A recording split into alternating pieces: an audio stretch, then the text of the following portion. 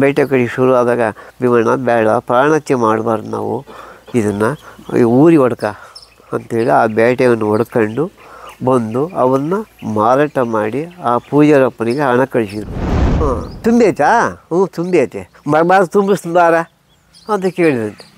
ಅವನು ಹೇಳೋಣಂತೆ, ಯಾರು ಅಂಗಡಿಗಪ್ಪ ಹೇಳೋಣಂತೆ. ಅವನು ಯಾಕೆ ಹೇಳ್ತೀಯ, ಬಾ ತುಂಬೈತೆ ತಾನೇ? ಹ್ಞೂ ತುಂಬೈತೆ, ತುಂಬಿಸ್ತೀನಿ ಬಾ.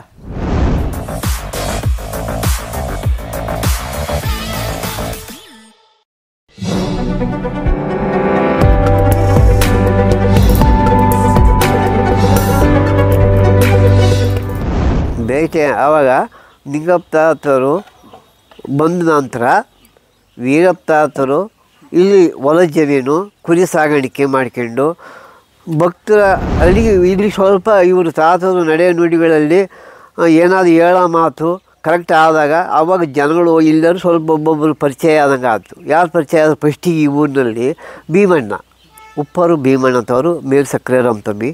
ಆ ಭೀಮಣ್ಣವ್ರ ಪರಿಚಯ ಆದ ನಂತರ ಅವರು ಭೀಮಣ್ಣವ್ರು ಚಿಕ್ಕ ವಯಸ್ಸು, ಇವರಾಗಲೇ ಅವತ್ತು ಮದುವೆ ಆಗ ಸ್ಟೇಜ್ನಲ್ಲಿ ಇತ್ತು. ಊರಿಗೆ ಬಂದಮೇಲೆ ಮದುವೆ ಆದರು. ಮದುವೆ ಆದ ನಂತರ ಭೀಮಣ್ಣ, ಸ್ವಾಮಿ ಬರೀ ಹೋಗೋಣ, ನಾವು ಮಾರಮ್ಮ ಪರಿಸಿಗೆ ಹೋಗ್ತೀವಿ, ಜೊತೆಗೆ ಬರೀ ಹೋಗೋಣ ಅಂತ ಕರ್ಕೊಂಡೋದ್ರಂತೆ. ಯಾರು ಭೀಮಣ್ಣ ವೀರಪ್ಪ ತಾತನ ಕರ್ಕೊಂಡೋರು. ವೀರಪ್ಪ ತಾತನ ಕರ್ಕೊಂಡೋಗ, ಸ್ವಾಮಿ ಬೇಟೆ ಕಡಿಬೇಕು, ನಾವು ಕುರಿಗಳು ಯಾವ ಜೋಡಿ ಬೇಟೆ ಮಾಡೋರಂತೆ. ಅವರು ನಾವು ಅರಿಕೆ ಮಾಡ್ಕೊಂಡಿದ್ವಿ ಅಮ್ಮಗೆ, ಬರೀ ಸ್ವಾಮಿ ಹೋಗೋಣ ಅಂತ ಕರ್ಕೊಂಡು ಹೋದರು. ಆವಾಗ ಹೋಗಿಬಿಟ್ಟು ಅವರಿಗೆ ಭೀಮಣ್ಣಗೆ ಬಾಯಿ ಬೀಗ ಹಾಕೋರಂತೆ. ಮಕ್ಕಳು ಎಷ್ಟು ದಿನಕ್ಕೆ ಅವ್ರ ತಂದೆ ತಾಯಿಗಳು ಆಗಿರಲಿಲ್ಲ, ಅರಿಕೆ ಮಾಡ್ಕೊಂಡಿದ್ರಂತೆ. ಈ ರೀತಿಯಾಗಿದ್ದಾಗ ಆವಾಗ ಹೋಗಿ ಬೇಟೆ ಕಡಿಬೇಕು ಶುರುವಾಯಿತು.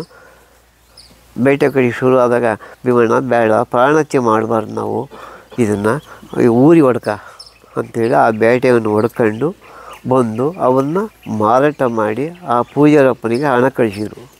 ಆದಿಶಕ್ತಿ ಅವನು ಬೇರೆ ಮಾಡಿ ಆವಾಗ ಇವರಲ್ಲಿ ಶಿಷ್ಯತ್ವ ಪಡೆದರು.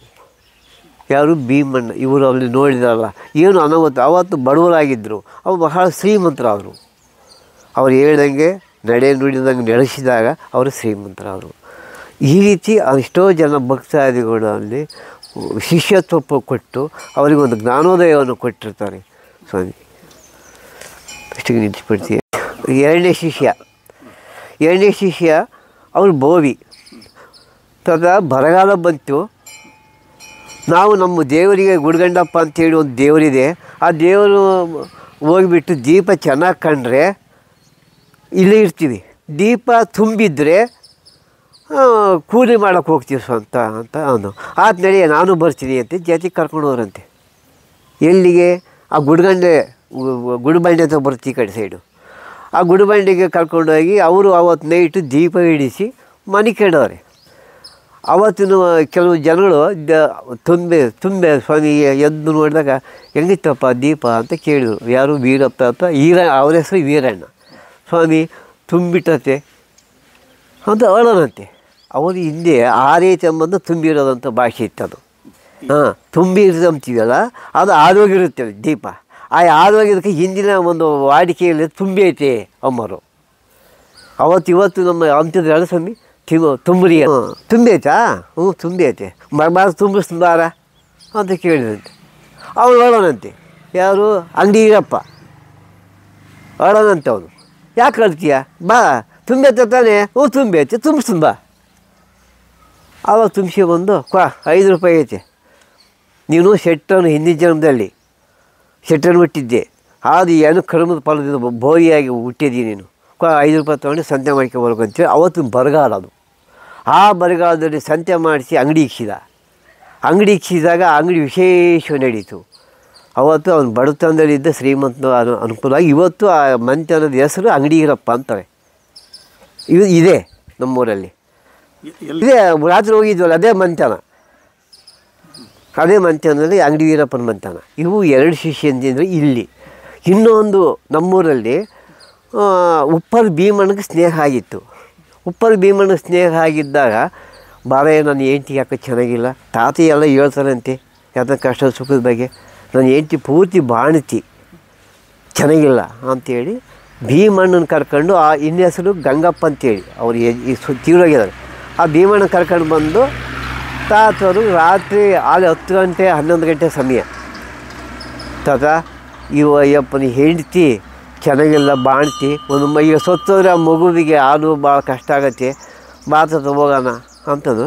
ಆಯ್ತು ಹೇಳಪ್ಪ ಕುಟ್ಟೆಗಳು ತಗೊಂಡು ಅಡಿಕೆಯನ್ನು ಕುಟ್ಟು ಭೀಮಾ ಅಂದಂತ. ಆವಾಗ ಅಡಿಕೆಯೆಲ್ಲ ಕುಟ್ಟಿರಂತೆ, ಅಡಿಕೆ ಎಲ್ಲ ನಡಿ ಹೋಗೋಣ ಅಂತ. ಇಲ್ಲಿಗೆ ಅದೇ ಅವರು ಭೀಮಣ್ಣ ಸ್ನೇಹಿತ ಮನೆಗೆ ಮನೆಗೆ ಹೋದಾಗ ಅಲ್ಲಿ ಸುಮ್ಮನೆ ಅಡಿಕೆ ಹಾಕು ಕುಟ್ಟು ಅಮ್ಮರಂತೆ. ಅಡಿಕೆ ಹಾಕಿ ಕುಂತ್ಕೊಂತಿದ್ದಂಗೆ ಆ ತಾಯಿ ಮನೆಗಿದ್ದು ಚೆನ್ನಾಗಿಲ್ಲ ಅಂತೇಳಿ ಆ ತಾಯಿಯಿಂದ ಒಂದು ಗ್ರಹ ಹಚ್ಚಿ ಹೆಣ್ಮಗಳಾಗಿ ಕಡಿಗೊಳ್ರಂತೆ. ಕಡಿಗೊಳ್ಟಾಗ ಈ ಭೀಮಣ್ಣ ನೋಡಿದಾರೆ, ಸ್ವಾಮಿ ಅಂದರೆ ಕೈಯಿಂದ ಸುಮ್ಕಿರು ಅಂತ. ಆ ಸುಮ್ಕಿರು ಅಂದೇಟಿಗೆ ಅವ್ರು ಸುಮ್ಕಾಗ್ಬಿಟ್ಟು ಅದು ಕಡಿಗೋದಂತೆ. ಅದು ಕಡಿಗೋದ್ಮೇಲೆ ಬೇರೆಯವ್ರನ್ನ ಸಂಸಾರ ತಗೊಂಡೋಗಿರೋದು. ಓದ್ಬಿಡು ಗ್ರಹ ಐತಿ, ಇವ್ರು ಬದುಕ್ತಾರೆ, ಇನ್ನೊಂದು ಹೋಗುತ್ತೆ ಅಂತೆ. ಅದನ್ನ ತಗಲಿ ಎದ್ದರೆ ಬಂದಾಗ ಬೆಳಿಗ್ಗೆ ಅಲ್ಲಿ ಇನ್ನೊಂದು ಕಡೆ ಹೋಯ್ತು, ಇನ್ನು ಚೆನ್ನಾಗದು. ಇಷ್ಟೇ ಈ ಚಟಂಗದಲ್ಲಿ ನಡೆದಪ್ಪ ಅಂತ. ಆಯ್ತು, ನಮಸ್ಕಾರ ಮಾಡಿ. ಹಾಂ, ಆಗ ಆಪ್ ಮಾಡಿದ್ವಿ ಒಂದು ಸಾರಿ. ಹೂವು ತಗೊಂಡು ಪೂಜೆ ಮಾಡೋರು. ದುಡ್ಡು ಅದು ಏನಾದರೂ ಇಟ್ಟರೆ ಅವರು ಅಲ್ಲಿ ದುಡ್ಡಿಟ್ಟಾಗ ಏನು ಮಾಡ್ತಾರೋ ಅಂದರೆ ಬೇರೆ ರೂಪಕ್ಕೆ ಅದನ್ನು ಬಳಸೋರು. ಅದೇ ಸಾರಿ ಬೇತೂರಿನಲ್ಲಿ ಒಬ್ಬ ತಾತವ್ರು ಬಂದರೆ ನಮ್ಮ ಬೇತೂರಿಗೆ ಅಂಥೇಳಿ ಖಾಲಿ ಬೀಳೋಕ್ಕೋಸ್ಕರ ಒಬ್ಬನ ಹತ್ರ ಕೂಲಿ ಬರ್ತೀನಿ 5 ರೂಪಾಯಿ ಅಂತ ಇಸ್ಕೊಂಡು ಬಂದು ಖಾಲಿ ಬೀಳೋಕ್ಕೆ ಹೋಗಿದ್ದಾನೆ. ಈ ದುಡ್ಡು ನನಗೋಸ್ಕರ ಈ ಸಾಲ ತಂದಿದೆಯಾ, ವಾಪಸ್ ಕೊಡೋಗಿದ್ದಾನೆ ಅಂತ ಹೇಳಿದ್ದು ಅಂದು ಇವರೇ ಪಕ್ಕದ ಊರಾಗ ಐತಿ ವಿಷಯ. ಸ್ವಾಮಿ ಅದಂತ ಹೇಳಿ ಆವಾಗ ಇಂಥವು ಅವರು ತಿರ್ಗಾ ಅದೇ ಊರಿನಲ್ಲಿ ಅಜ್ಜಪ್ಪ ಅಂತೇಳಿ ಇದ್ದರು. ಕಳ್ತನ ಮಾಡಿ ಕಳ್ಳರು ಅಲ್ಲೇ ಇದ್ದಾರೆ. ಕೂಲಿ ಹೊಡೆದ ಸ್ವಾಮಿ ನಾನು ಅಟ್ಟಿ ತಗೋಬೇಕಂತೇಳಿ ಆ ಮನೆ ಯಜಮಾನ ಅಂದಾಗ, ಇಲ್ಲ ಕಳ್ಳರು ಇಲ್ಲೇ ಕಣಪ್ಪ ಅಲ್ಲಿಲ್ಲ ಅಂದಾಗ ಅಲ್ಲಿ ಆ ಕಳ್ಳರು ಎಲ್ಲ ಭಜನೆ ಮುಗಿದ ನಂತರ ಬಂದು ಆ ಕಳ್ಳರು ಇವರಿಗೆ ಪಾದಕ್ಕೆ ಬಿದ್ದಂತ, ಸ್ವಾಮಿ ತಪ್ಪು ಮಾಡಿದ್ದೀವಿ, ಅದನ್ನು ನಂಬಿಕೆ ಇವಾಗ ನೀವು ಅಂತ. ಆವಾಗ ಅಜ್ಜನ ಕರೆದು ಹೇಳಿದ್ರಂತೆ, ಈ ರೀತಿ ಎಲ್ಲ ಹೊರಗಡೆ ಪ್ರಪಂಚವನ್ನು ಬಂದಾಗ ಇದಾಯ್ತು ಸ್ವಾಮಿ, ಇದಕ್ಕೆ ನಿಲ್ಲಿಸ್ತೀವಿ, ಅವ್ರು ಸ್ವಲ್ಪ ಡಿಸ್ಟರ್ಬ್ ಮಾಡ್ತಾರೆ. ನೀವು ಸ್ವಾಮಿ ಕೇಳಿ. ಚೆನ್ನಾಗಿರೋದೊಂದು ನಿಮ್ಮನೆ ಹಿಡಿಯಲ್ಲ, ಇನ್ನೊಂದ್ಸರಿ ಅಲ್ಲ ನೋಡ್ರಿ. ಈಗ ಹಾಂ ಚೆನ್ನಾಗಿದೆ, ಹೋಗಿ ನಮ್ಮದೇ ಆಗಿ ನಾವು ಹೇಳ್ತೀವಿ, ಒಂದು ನಮ್ಮದಾಗಿ ನಾವು ಹೇಳ್ತೀವಿ. ಯಾಕೆಂದರೆ ನಾನು ಈಗ ಮಾಡಿದ ನಾನು ಮೊಮ್ಮಮ್ಮ ಆಗಿ ತಾತವ್ರು ಎಷ್ಟೋ ವಿಷಯ ತೋರಿಸಿದ ಸಮೇತ ನನಗೆ ಸ್ವಲ್ಪ ಭಯ ಅನ್ನೋದು ಇಲ್ಲ, ಭಕ್ತಿ ಅನ್ನೋದು ಕಡಿಮೆ. ಆಗ ನಮ್ಮ ಟೀ ತರಬೇಕಾದ್ದು ಯಾರಿಗೆ, ನಮ್ಮ ತಾತನಿಗೆ. ನಾನು ದಿವಸ ಟೀ ತಂದು ಕೊಡ್ತಿದ್ದೆ, ಮನೆ ಊರ ಹತ್ರ ಇತ್ತು, ಊರೊಳಗೆ. ಆವಾಗ ಟೀ ತಂದು ಕೊಟ್ಟು ತಾತನಿಗೆ ಅಡಿಕೆಯಲ್ಲಿ ಕೊಟ್ಟು ನಾನು ಹೋಗ್ತಿದ್ದೆ ದಿನ. ಆ ಪದ್ಧತಿ ನನಗೆ, ಆ ಜವಾಬ್ದಾರಿ ನನಗೆ ವಹಿಸಿದ್ರು. ಹಾಗೆ ಮಾಡ್ತೀನಿ. ನನಗೆ ವ್ಯವಸಾಯ ಟೈಮ್ ಆಗಿಬಿಡ್ತು, ನೀನು ಕುಟ್ಟಿಗೆ ಅಡಿಕೆಯಲ್ಲಿ ಕಾಫಿ ಕೊಟ್ಟಿದ್ನಲ್ಲ ಅಂತ ಹೇಳ್ಬಿಟ್ಟು ನಮ್ಮ ತಾತರಿಗೆ ನಾನು ಅಲ್ಲಿ ಮುಂದಕ್ಕೆ ಅಡಿಕೆಯಲ್ಲಿ ಚೀಲ ಇಟ್ಟು ಅದು ಜೋರಾಗಿ ಅದು ಮೆಣಸೆ ಗಿಡ ಇಕ್ಕಿದ್ದು, ಮೆಣಸೆ ಗಿಡ ತೆಳಗೂಳು ಕಟ್ಟಿ ಐತೆ, ಅದಕ್ಕೆ ಔಷಧಿ ಹೊಡಿಬೇಕಂತ ಅದೇ ಹೋದೆ. ಆ ಔಷಧಿ ನಾನು ಬೇಗ ಜೋರಾಗಿ ಹೋಗ್ಬೇಕಾದ್ರೆ ಬದಿ ಮೇಲೆ ಕಾಳು ಜಾರಿಬಿಟ್ಟು, ಏನು ಸ್ವಾಮಿ ಆ ಔಷಧಿನೂ ಅದು ನಾನು ಕೂಡ ಬಿದ್ದುಬಿಟ್ವಿ. ಔಷಧಿ ಹಾಕೊಂಡು ನಾನು ಅಲ್ಲಿ ಕೆಡಿಕೆ ಬಿದ್ದುಬಿಟ್ಟು ಅಲ್ಲಿ ಆ ಸ್ಥಳದಲ್ಲಿ ಬಿದ್ದಾಗ ಅಂತ ಹೇಳ್ತಾರೆ, ಔಷಧಿ ಹೊಡೆದೇನಪ್ಪ ಅನ್ನೋದು ಒಂದು. ಅವಾಗ ಔಷಧಿ ಹೊಡೆದೆ.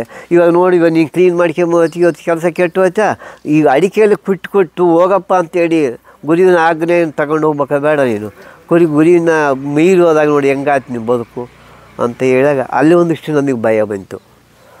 ತಿರುಗಿ ಇನ್ನೊಂದು ಸಾರಿ ನಾನು ಮಾರ್ಕೆಟಿಗೆ ಕಡಲೆಕಾಯಿ ಹಾಕ್ಕೊಂಡು ಹೋಗ್ಬೇಕು ಅಂತ ಹೋಗ್ಬೇಕಾದಾಗ ನಮ್ಮ ತಾತರಿಗೆ ಹೇಳೋಗ್ಲಿಲ್ಲ ನಾನು.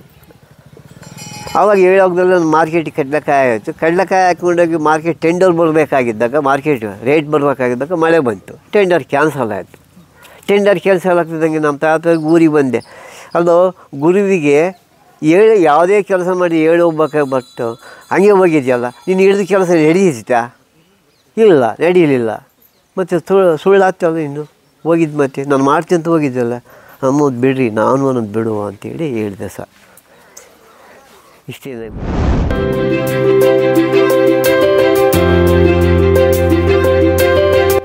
ದಯಮಾಡಿ ಲೈಕ್ ಮಾಡಿ, ಶೇರ್ ಮಾಡಿ, ಸಬ್ಸ್ಕ್ರೈಬ್ ಮಾಡಿ, ಮರೆಯದೆ ಬೆಲ್ ಬಟನ್ ಒತ್ತಿ. ಧನ್ಯವಾದಗಳು.